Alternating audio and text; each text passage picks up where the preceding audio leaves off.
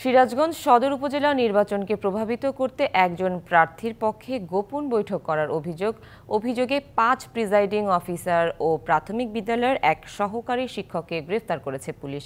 এ কারণে ১০ প্রিজাইডিং অফিসারকে পরিবর্তন করেছে রিটার্নিং কর্মকর্তা।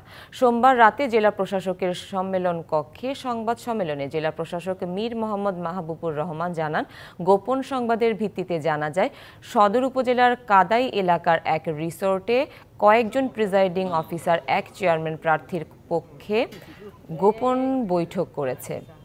পরে সেখানে অভিযান চালানো হয়, কিন্তু তাৎক্ষণিক ঘটনাস্থলে তাদের পাওয়া যায়নি। পরে ঘটনাস্থল থেকে সিসিটিভির ফুটেজ ও ওই প্রতিষ্ঠানের কয়েকজনকে জিজ্ঞাসাবাদের জন্য থানায় নিয়ে আসা হয়। তাদের দেয়া তথ্যের ভিত্তিতে সোমবার দিনভর বিভিন্ন স্থানে অভিযান চালিয়ে ৫ জন প্রিজাইডিং অফিসার ও শিয়ালকোল সরকারি প্রাথমিক বিদ্যালয়ের সহকারী শিক্ষক আমিনুর ইসলামকে গ্রেফতার করা হয়।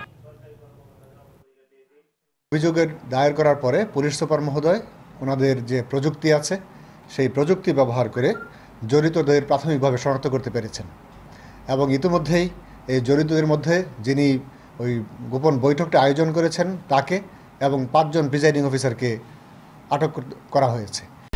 ১, ২, ৩ ঢাকায় জমি জিতে নিন ১০০% ক্যাশব্যাক সহ ২০ কোটি টাকার পুরস্কার।